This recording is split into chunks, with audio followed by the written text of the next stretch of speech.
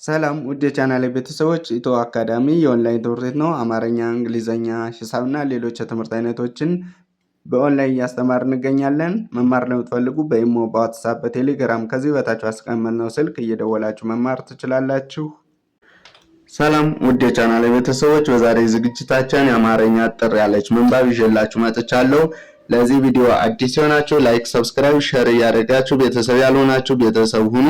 እንዲሁም ኦንላይን መማርና መከታተል ለምትፈልጉ ከዚህ በታች አስቀመጥነው ስልክ በኢሞ፣ በዋትስአፕ፣ በቴሌግራም በተለያዩ የሶሻል ሚዲያ አማራጮች የትኛውም ሀገር ላይ ሆናችሁ ጊዜ ቦታ ሳይገድባችሁ ልጆቻችሁን ማስተማር ለምትፈልጉ እናንተ መማር ለምትፈልጉ ደውሉልን፣ ሀይ በሉን። በአጭር ጊዜ የምትፈልጉትን ትምህርት በምትፈልጉት ጊዜ አስተምረን ብቁ አድርገን ትወጣላችሁ ብለን እናስባለን። ቀጥታ ወደ ዛሬው ዝግጅታችን ስናልፍ እንግዲህ እዚህ ጋር እርሱን እንደምታዩት ጓደኛ መሆን ትላለች። ጓደኛ መሆን።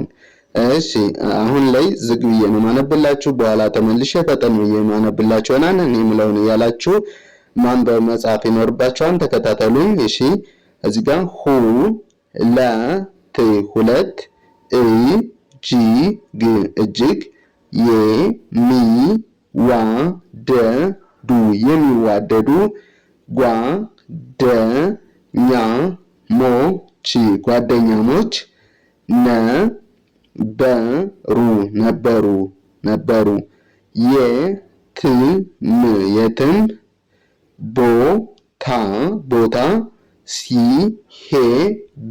ሲሄዱ የትም ቦታ ሲሄዱ አ ይ ለ ያ ዩ ም አይለያዩም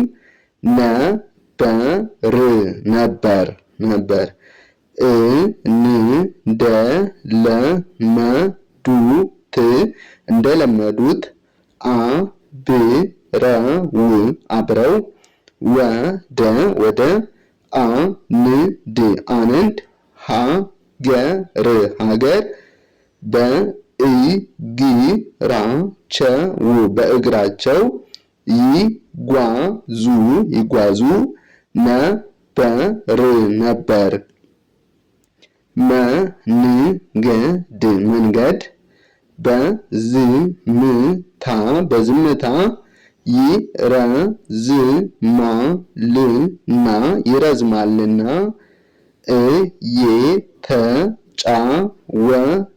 እየተጫወቱ ነበር የሚጓዙት አንዳንድ ጨዋታ በድካም መንፈስ ከተጫወቱት ለጠብ ይዳርጋል ድካም የትዕግስትን አቅም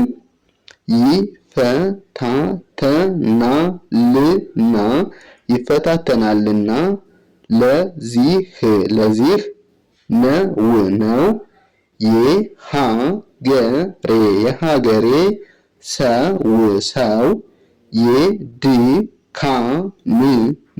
የድካምና የእረፍት ጨዋታ ለየቅል ነው የሚለው እነዚህም ጓደኛሞች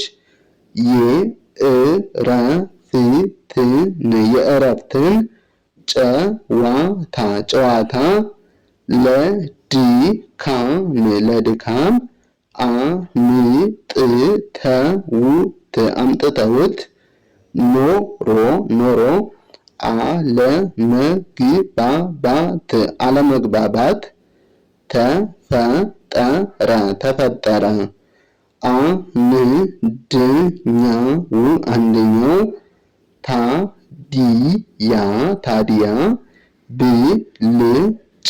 ብልጭ ሲልበት ሲልበት በቡጢ በቡጢ ግጥም ግጥም የማድረግ የማድረግ ልምድ ልምድ ነበረበትና ይላል።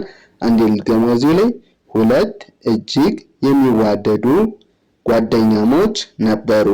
የትም ቦታ ሲሄዱ አይለያዩም ነበር። እንደለመዱት አብረው ወደ አንድ ሀገር በእግራቸው ይጓዙ ነበር። መንገድ በዝምታ ይረዝማልና እየተጫወቱ ነበር የሚጓዙት። አንዳንድ ጨዋታ በድካም መንፈስ ከተጫወቱት ለጠብ ይዳርጋል። ድካም የትዕግስትን አቅም ይፈታተናልና። ለዚህ ነው የሀገሬ ሰው የድካምና የእረፍት ጨዋታ ለየቅል ነው የሚለው። እነዚህም ጓደኛሞች የእረፍትን ጨዋታ ለድካም አምጥተውት ኑሮ አለመግባባት ተፈጠረ።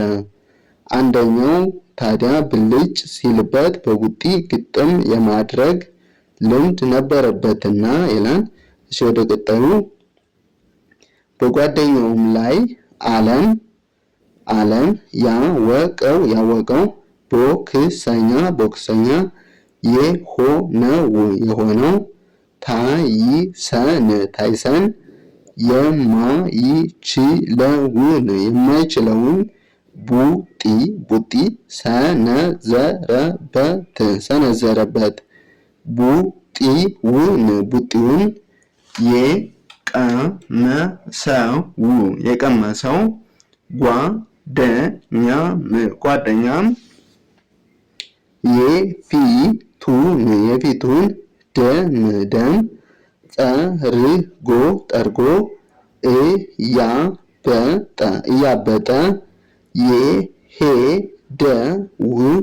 የሄደውን ፊቱን ዳበሰው። እጅግ አዘነና ጉዞውን አቋርጦ በበረሃው አሸዋ ላይ ተቀመጠ። አንገቱን ግራና ቀኝ እያወዛወዘ ሐዘኑን ገለጠ። ንዴቱ በውስጡ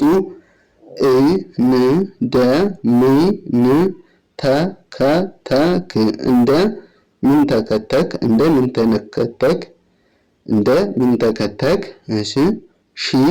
ሽሮ ቡልቅ ይልበት ጀመር። መልሰህ በለው እያለ ስሜቱ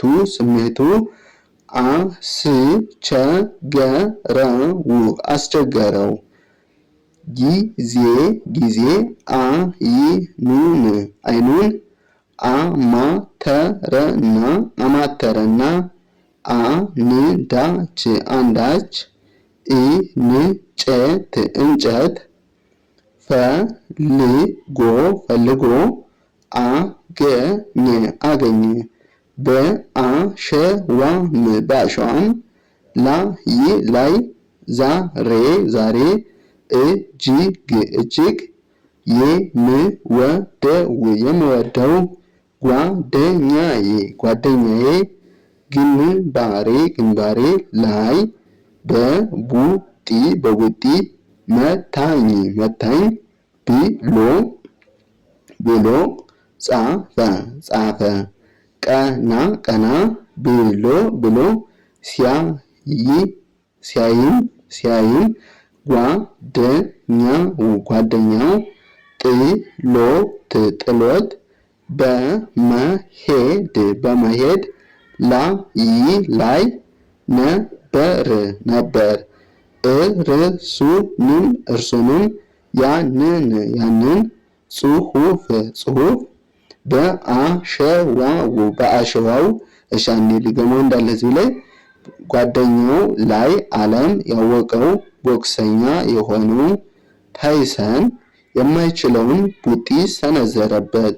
ቡጢውን የቀመሰው ጓደኛም የፊቱን ደም ጠርጎ እያበጠ የሄደውን ፊቱን ዳበሰው።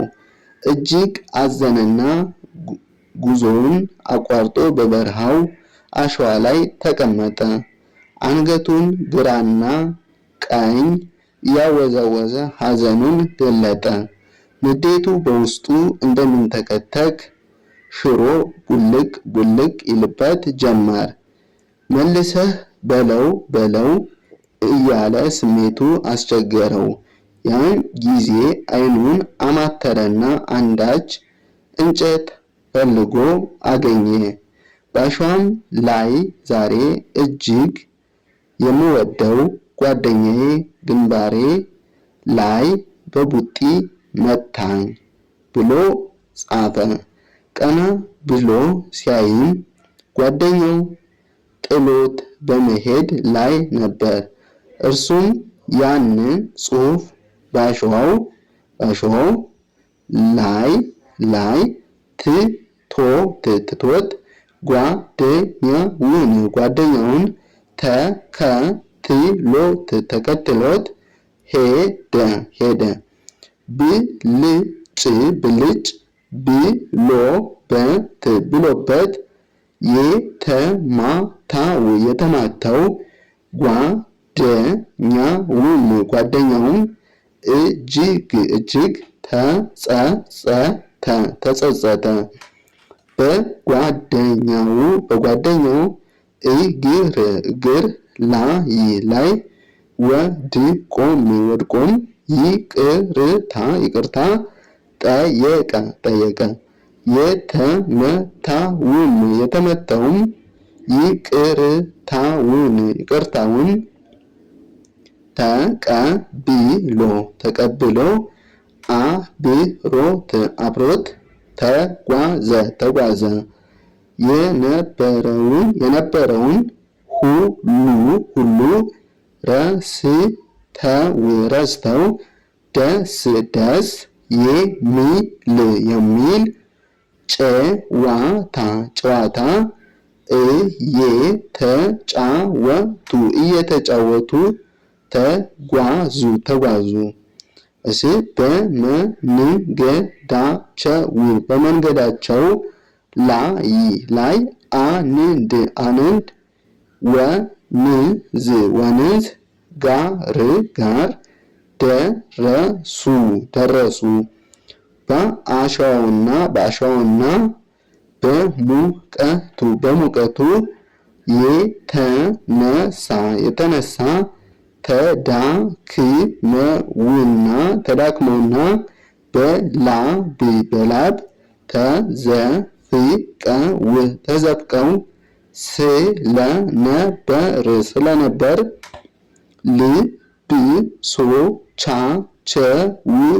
ልብሶቻቸውን አውልቀው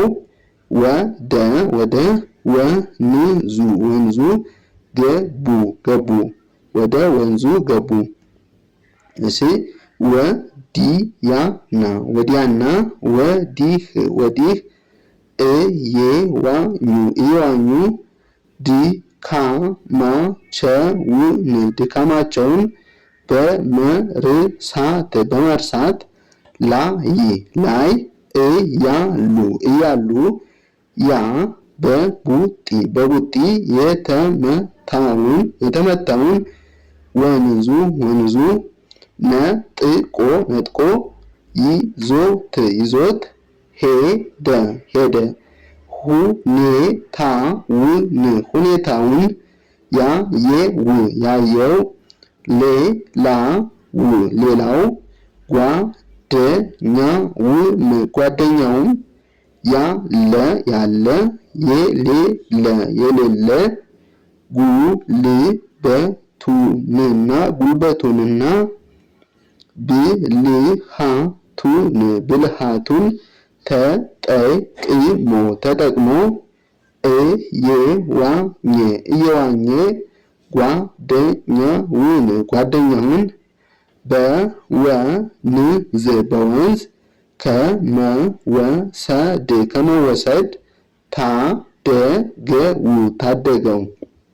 አንዴ እንዳለዚህ ልላችሁ ላይ ይላል እዚህ ጋር ትቶት ጓደኛውን ተከትሎ ሄደ። ብልጭ ብሎበት የተማታው ጓደኛውም እጅግ ተጸጸተ። በጓደኛውም እግር ላይ ወድቆም ይቅርታ ጠየቀ። የተማታውም ይቅርታውን ተቀብሎ አብሮት ተጓዘ። የነበረውን ሁሉ ረስተው ደስ የሚል ጨዋታ እየተጫወቱ ተጓዙ። በመንገዳቸው ላይ አንድ ወንዝ ጋር ደረሱ። በአሸዋውና በሙቀቱ የተነሳ ተዳክመውና በላብ ተዘፍቀው ስለነበር ልብሶቻቸውን አወላልቀው ወደ ወንዙ ገቡ። ወዲያና ወዲህ እየዋኙ ድካማቸውን መርሳት ላይ እያሉ ያ በቡጢ የተመታውን ወንዙ ነጥቆ ይዞት ሄደ። ሁኔታውን ያየው ሌላኛው ጓደኛውም ያለ የሌለ ጉልበቱንና ብልሃቱን ተጠቅሞ እየዋኘ ጓደኛውን በወንዝ ከመወሰድ ታደገው ይላል። ቀሪዎቹን በሌላ ጊዜ ይዤላችሁ እመጣለሁ። አንዴ ግን ፈጠን ልድገምላችሁ፣ ተከታተሉኝ። ከመጀመሪያው ጀምሬ እሺ። ጓደኛ መሆን ይላል። 2 እጅግ የሚዋደዱ ጓደኛሞች ነበሩ። የትም ቦታ ሲሄዱ አይለያዩም ነበር።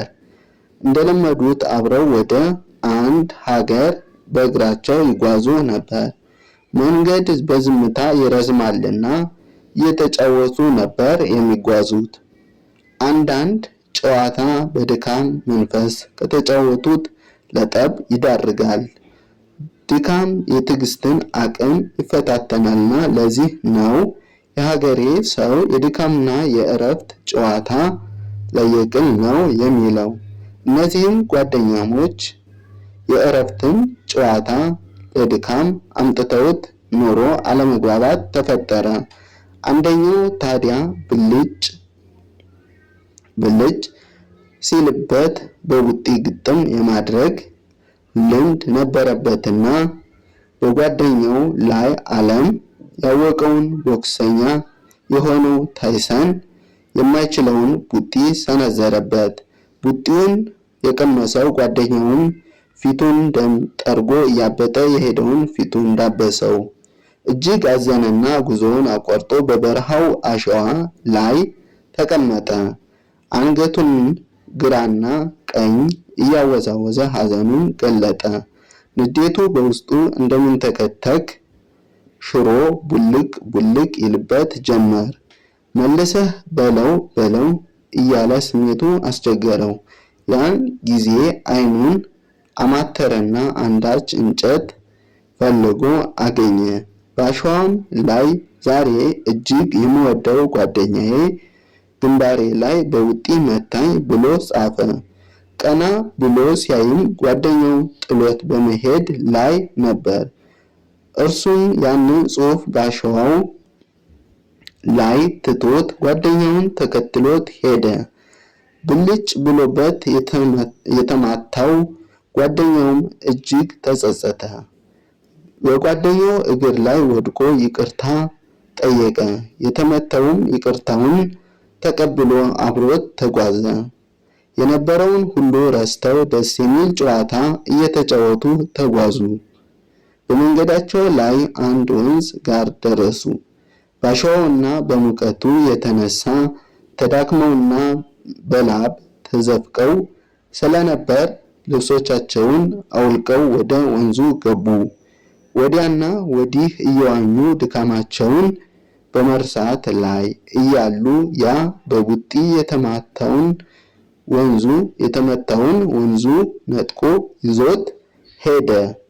ሁኔታውን ያየው ሌላኛው ጓደኛውም ያለ የሌለ ጉልበቱንና ብልሃቱን ተጠቅሞ እየዋኘ ጓደኛውን በወንዝ ከመወሰድ ታደገው ይላል። ቀሪዎችን በሌላ ጊዜ ይዤላችሁ እመጣለሁ። ለዛሬ ይዤላችሁ የመጣው ቪዲዮ ይህን ይመስላል።